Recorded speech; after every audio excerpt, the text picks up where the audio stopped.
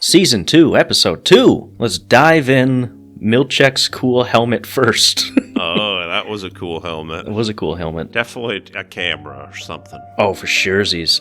I thought we could just go over each character and what they did in the episode and kind of give thoughts and everything like that. Be sure to like or whatever, subscribe, do whatever you want. I'm not your boss. But this was the episode that I was hoping to see. I thought this kind of was the one that it would kick off the season with, because it was like the outside world. Yes. Got to see what happened after the events of the finale. Let's start on Milcheck, eh? Sure. If you were to give me 50 guesses of what he drove, never would have been a cool motorcycle.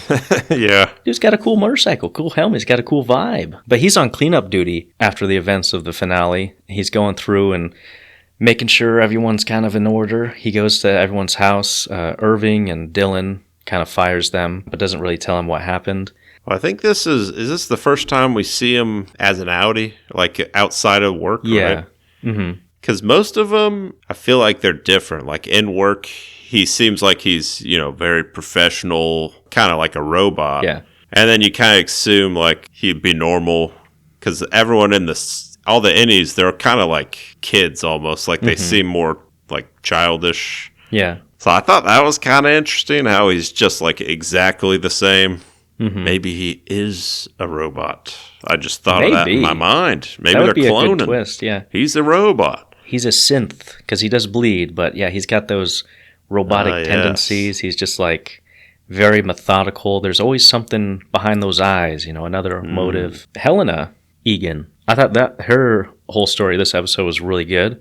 We see her Outie for the first time, and she gets called, I had to write it down, a fetid Muppet. Oh, yeah, from Daddy. From Daddy. Fetid Muppet? I had to look up what that was. Credit to author Neela Debnath at Express UK. She wrote, "Fetid is usually describing something that has gone off or bad, that smells so bad it's wrong. He basically is saying how the Innie, Helly R, has essentially rotted, polluted, and tainted his darling daughter Helena."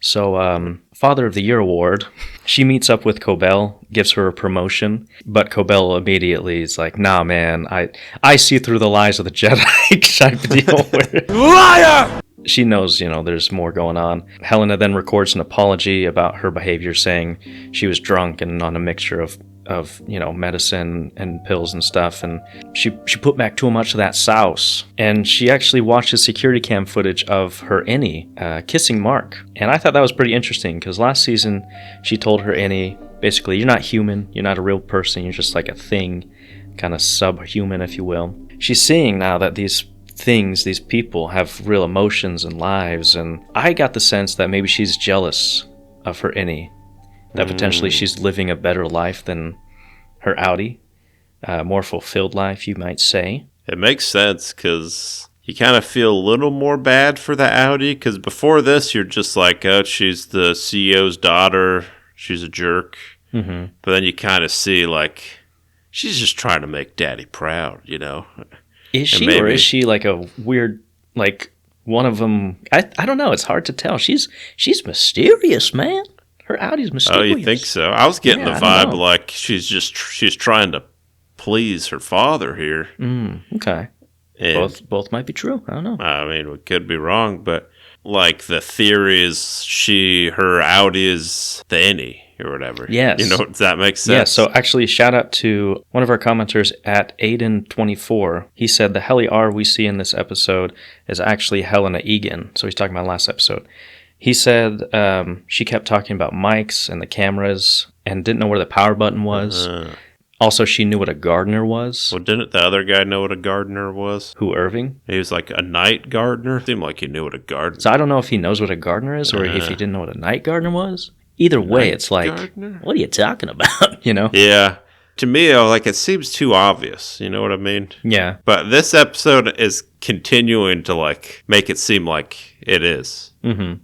Like, she's watching surveillance. That's how she's getting her intel. Like, oh, all right. Yeah. My Innie and Mark's Innie here, we kind of got a thing here, so we got that. And she can kind of study and see how she is and acts and all that. I thought for sure the end scene was going to be her going down. You know how they do the camera with the face zoom? And the eyes. And I thought when she was going to go down, it wasn't going to change. And I was like, That would be cool, but it didn't happen. Staying on Irving, I guess. Nothing much happened with him.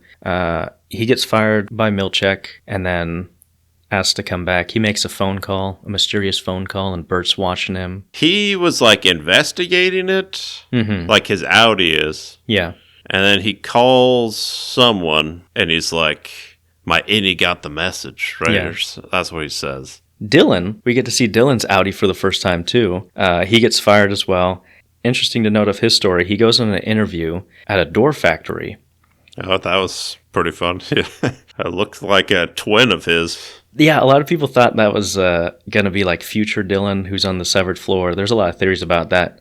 Turns out it's just a dude. But a little Easter egg about that, the writer, Dan Erickson, he actually came up with the story of Severance while he was working at a door factory job. Oh, really? Thought it was a Easter egg. His favorite movie was Monsters, Inc. or something. Oh, maybe, yeah. It did look a little Monsters, Inc. back there. So Dylan's eventually invited back to Lumon because of Mark. And I guess we can talk about Mark now. Sure. The creme de la creme, the most important part of the episode, I'd say. And it jumps right back into where we see Mark from the finale. Outie Mark comes to and he just yelled, she's alive. And everyone thinks he's talking about the baby, which is pretty understandable because the baby was missing. But his sister was the one to notice. He's holding the picture of his wife and was like, hey, wait a second, are you talking about my baby? You're talking about her? And so there's like a little seed that was planted in her mind that, because she doesn't like Lumon anyway. Mark tells her that he wants to quit after the whole finale. And Milcheck comes over to his house and tells him that, hey, if you come back, we'll give you a 20% raise, and basically convince him to come back. And he tells him that Mark's Innie has found love, and, there's a life that your Innie's living, so kind of don't kill him, pretty much. Yeah. And the main point of all this is they really want Mark to come back to finish up the report of Cold Harbor, the file, which is directly connected to Miss Casey. We don't know what that's about. We'll see maybe in later episodes. But I think the coolest part of the episode, or most intense part, was when he has a run-in with Miss Cobell at the end. And he sees her for the first time since that happened. And then he asks, he's like, do you know something about Gemma? And she freaks out, almost runs him over. Yeah. Something to do, Cold Harbor and Miss Casey, maybe cloning. I've heard that theory a couple times. Is that a thing? Yeah. I don't know the logic, I'm saying. Maybe you got to have the spouse that knows so much about her. You got to fake the death here, because he's like, I seen her with my own eyes. I identified the body. Yeah. But, I mean, we've seen Stranger Things. They did that season 1, episode 1. If you for sure. Yeah. Fake it there. I'm sure these severed people can fake a body. And a lot of people theorize that they're doing this to eventually create a clone of, like, the Cure Eagon. Oh. So this is kind of like a stepping stone to try to clone him. Which, sure, we'll see, maybe. Other things of note, we have Mr. Drummond. He's kind of the new muscle, a.k.a. Evil Hagrid. Oh, yeah. Big, tough guy with the terrible haircut. Oh, yeah. And then we have a new intro. I love this intro, man. The weirdness of it. I love the first season intro, and I love this one. It's a little bit longer. There's so many weird things, little creepy babies running around.